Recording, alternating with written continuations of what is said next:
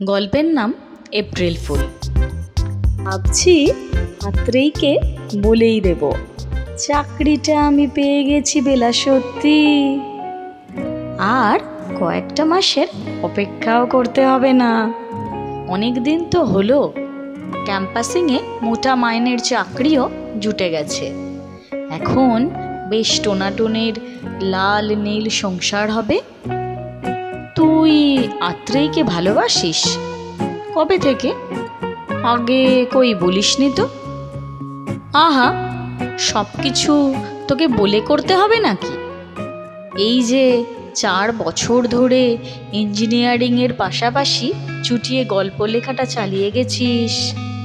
মাঝ রাতে PDF download করে পিকিউলিয়ারের ক্লাসে বসে দিব্যি মনোযোগ সহকারে পিডিএফ পড়ে পিকিউলিয়ারকে কেমন চাকমা দিয়েছিস, সে কথা কি তুই আমায় কোনোদিন বলেছিলিস?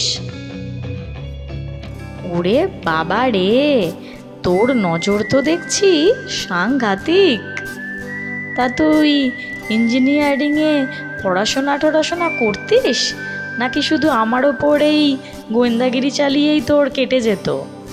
বুঝতে পারছি না তো ব্যাপারটা কি। তোর জন্য মাল্টিন্যাশনাল নয়, তোর উপযুক্ত জায়গা আইবি, বুঝলি? এখনো সময় আছে, পরীক্ষা দে, ফালতু জায়গায় সময় নষ্ট করিস না।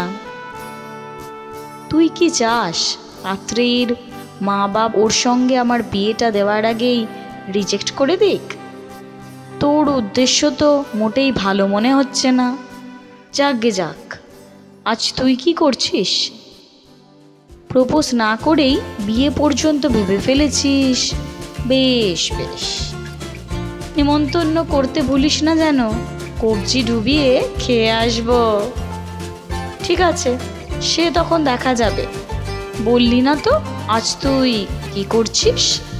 আমার হবু বর আসছে আজ ক্যালিফোর্নিয়া থেকে, একটু খেতে যাওয়ার প্ল্যান আছে রে। সেই ফাঁকে বিয়ের ডিটেলসগুলো ঝালিয়ে নিতে হবে।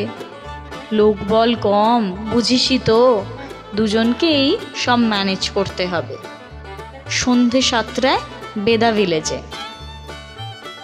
তুই বিয়ে করছিস কেন বলতো? তুই বেমালুম না বলে কয়ে প্রেম করতে পারিস, আর আমি একটা বিয়ে করলেই দোষ? আরে না না, সে কথা কখন বললাম? তোর ছাগল তুই লেজে কাটবি না মুড়োয়, সেটা তোর ব্যাপার। আসলে গোটা সেশন জুড়ে যা নারীবাদী ঝান্ডা ওড়াতিস, সে কিনা এখন সুখী দাম্পত্যের ছবি আঁকতে বরের সঙ্গে ক্যালিফোর্নিয়ায় উঠছে কিনা ঠিক মেলাতে পারছি না রে। তাই আর কি, একটু যেন হিংসে হিংসে গন্ধ পাচ্ছি। চাপ কি, আমি না হয় আগে যাচ্ছি, কয়েক বছর পরে প্রজেক্ট নিয়ে তুইও চলে আসিস সঙ্গে। আত্রেয়ী 4 জন মিলে বেশ ছুটিয়ে ঘুরবো। হিংসে, তাও আবার তোকে? সে ভবিষ্যতের কথা ভবিষ্যতে দেখা যাবে। আমি এখন যাই রে, আত্রেয়ীর জন্য আবার ভালো একটা গিফট কিনতে হবে। দেখতে হবে তো ইমপ্রেশন যেন ডিপ্রেশনে বদলে না যায়। হাত নেড়ে আমি মুচকি হাসলাম। এ ছেলে ভাঙবে তবু মচকাবে না। সন্ধে 7টা, বেদা ভিলেজের সুদৃশ্য টেবিলে বসে আছি চুপচাপ। ওই তো মক্কেল ঢুকছে, এদিক ওদিক তাকিয়ে আমার টেবিলে এসে দাঁড়ালো। মুচকি হেসে বলে উঠল, সে কি রে, তোর মক্কেল এখনো আসেনি? এসেছে, কিন্তু তোর মক্কেল তো দেখছি তোকে ডিচ করে অন্য মক্কেল নিয়ে ওই টেবিলে বসে আছে। তোর দামি গিফটের তাহলে কি হবে? আমার কথা ছাড়ি, কিন্তু তোর মক্কেলকে তো দেখতে পাচ্ছি না কেন রে? কয়েকদিন পর বিয়ে, হবু বউকে একা এইভাবে বসিয়ে রেখেছে।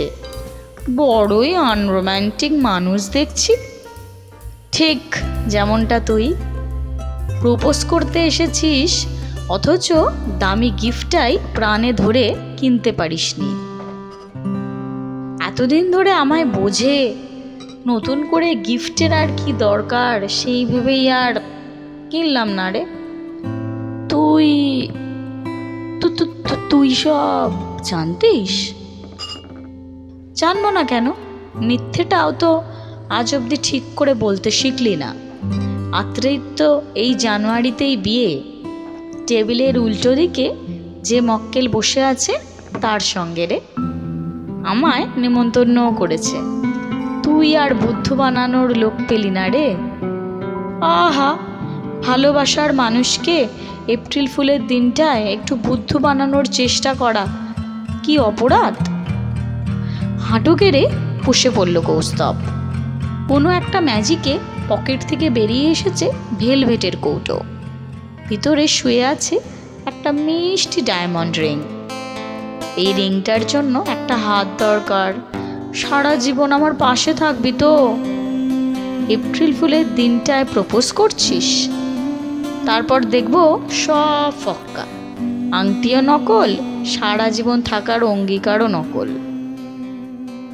দিনটা এপ্রিল ফুল হতে পারে, কিন্তু আংটিটাও আসল আর অঙ্গীকারটাও নিজে গিয়ে পছন্দ করে কিনেছি। বল না, এই পাগলটার পাশে থাকবি তো সারা জীবন? চোখে আসা জলটা মুছে নিয়ে হাত বাড়িয়ে দিলাম। অস্ফুটে বললাম, থাকবো থাকবো থাকবো। ভালো লাগলে অবশ্যই লাইক করুন, শেয়ার করুন, সাবস্ক্রাইব করুন। আপনাদের একটা লাইক, একটা শেয়ার আমাদের ভালো কাজ করার খিদে অনেকটা বাড়িয়ে দেয়। সব শেষে পাশের বেল আইকনে ক্লিক করতে যেন ভুলবেন না, তাহলে গল্প দেওয়ার সঙ্গে সঙ্গেই নোটিফিকেশন পৌঁছে যাবে আপনাদের কাছে। Stay tune.